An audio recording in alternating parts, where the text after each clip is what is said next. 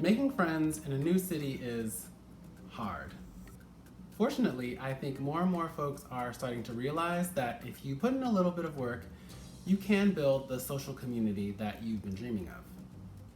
I've moved totally fresh 3 times in my life, meaning I didn't know anyone when I moved to each of those new cities. But I used most of the ideas I'm about to share, and I feel really proud of the friendships I've been able to build relatively quickly. Okay, I'm gonna do this in 2 parts, meeting people and then building the friendships. I'm gonna share a lot of tips in each part. Feel free to pick and choose what works for you. Let's go. Part 1, meeting people, is all about making those initial connections, whether they are one-on-one or in a group setting. Before you move, start to tell folks you're going. In conversations with existing friends, let them know that you'd love connections. My friends have been super generous with their friends. It's a great opportunity for them to reconnect and also to talk about how great you are and how lucky they would be to be friends with you when you arrive. You can start setting up some conversations even before you go. Reach out to alums who live in your new city. Alums of anything you've done in the past. School, fellowships, internships, workshops, conferences, camps. Think back to when you hung out last. Oh snap, that person lives in the city I'm about to move to. Reach out to them, remind them of how fun that time was, and set up a date to reconnect when you get settled. Get on local listservs for anything you like. I like farming and dance and community organizing. I can usually find a volunteer farm and a dance studio and a bunch of nonprofits doing work that I'm interested in. Get on their email lists, which often talk about events that you might be interested in, where you'll probably meet people that you're also interested in. Use social media. Go through your social media lists and start to reach out. Who are you friends with? Who do you follow? Do any of them live there now? If so, reach out to those folks right now. And if any of them have lived there in the past, ask them to connect you to folks who live there now and maybe organizations that you might like. Again, leading to events where you might meet people you might like. Post and share on your social media that you're in the new city, moving to the new city, and looking for new friends. The people that follow you, your existing friends, will look at that and say, oh, I totally know somebody who lives there, and then they'll connect you. You might even be really surprised to find out that somebody you already know moved there 5 years ago, and you really want to reconnect with them. They are gonna see your posts. Connect with folks doing things that you already like in the new city. That's how I found lots of great farmers, dancers, zero waste people. I really just searched in Instagram or Facebook for insert city dance, insert city farms, and went on basically a following rampage. You get a follow, you get a follow, you all get a follow. Okay, that's enough of social media. Okay, this one is not for everyone, but I have just got to say it. As you prepare to move, I encourage you to choose roommates. In a new city, I find that I build friendships so much faster when I have a roommate or two. They already know people, and if they're social, they'll occasionally have their friends over, and those people might become your friends. If you hit it off, your roommate might invite you to their favorite group events, where you'll also meet people. So many opportunities for connection. I'll include an article in the description box about how co-living actually builds community, but again, I know this one is not for everyone. In the new city, exchange hobbies and interests with any and everyone you meet. Ask them what they like and start a conversation about it. Maybe they're into hiking, and though you've never tried it before, you might like it. Maybe they can think of you next time they go and invite you along. Eventually, the person will ask what you like. You'll tell them about 1 or 2 of your interests, and in that moment, they'll probably say, oh my gosh, I know someone who loves that. Ask them to connect you. Another opportunity to grab coffee or a video call with someone who has a similar interest. In future moments, you will be the person that they think of when someone says they're really into that thing. For example, I love knitting.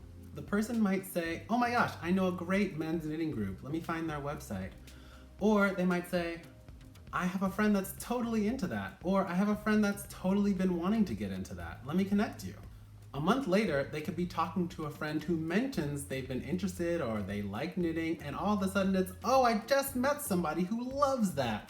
Let me connect you. You might say, I love ice skating, and even if they've never gone, if they ever think to go in the future, they'll say, oh, I met somebody who likes this. I should totally invite them. Friendship connection, and it works for all kinds of things. So again, I highly recommend that you share your hobbies and interests with anybody and everybody you meet. Be open to trying new things.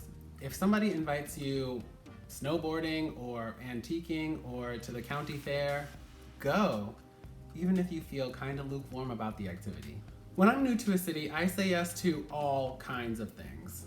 And that's partially because I want to meet as many people as I possibly can, also because I want people to keep inviting me to things.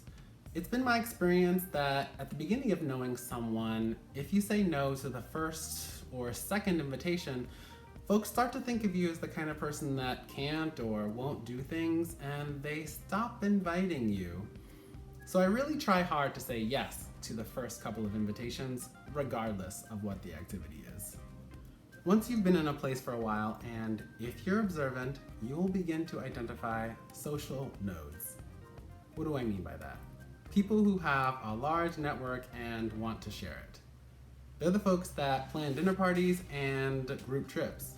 Find the nodes near you, especially ones who do things that you're interested in. Make sure they have your contact info so they can invite you to things. Remember, your goal when you don't know anyone in a new city is to meet lots of people that could be future friends. I'm gonna share 2 introvert hacks. The first one is get involved with local social spaces. My grandmother's always saying, you know where I make all my friends? Church.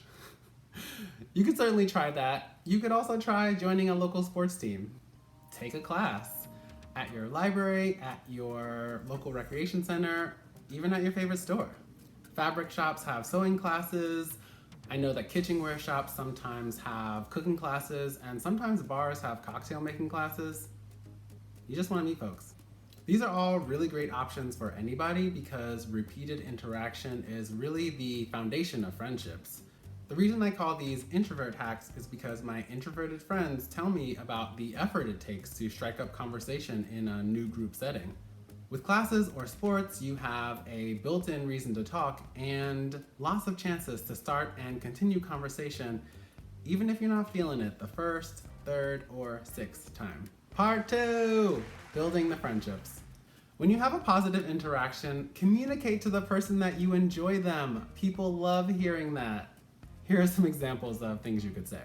You seem really great, and I don't know that many people here. I'd love to make friends. Can we hang out again? I'd love to do X thing on X day. You mentioned X when I saw you last, and I would love to hear more about that.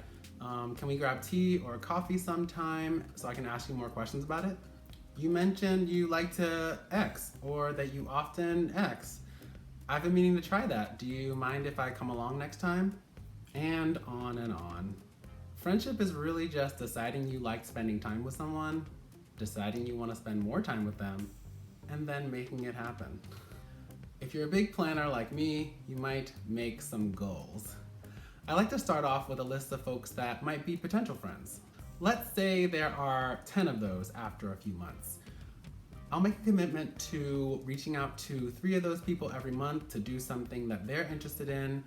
I will keep adding new folks as I meet them at different events. And by the end of the year, the hope is that people start to identify me as a potential friend and I start getting invited to things. Yay! As a relatively advanced endeavor, you might start to organize gatherings of folks you appreciate. In one of my cities, I did this Sunday baking night. I would invite anybody that I thought was great, and every time 2 or 3 people would come, and it was just a regular excuse to get together. Again, repeated interaction is the foundation of friendships. Some of my closest friends now are people that I saw in dance class every Thursday, or I went dancing with every Tuesday, or I read books with every Saturday. Get yourself some repeated interactions. So many ideas. In conclusion, Making friends in a new city as an adult is hard, but mostly because we don't have school as our default repeat interaction. But it's totally doable. It just takes a little bit of effort and patience. In my experience, it takes about a year for me to feel really good about my friendships in a new city, mostly depending on how often I'm able to see people.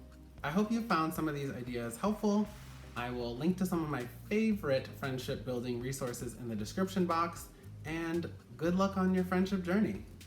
Side note, if you cannot hear me in some of these, I do not have a mic, but I worked really hard on custom subtitles for this video, so I encourage you to check those out.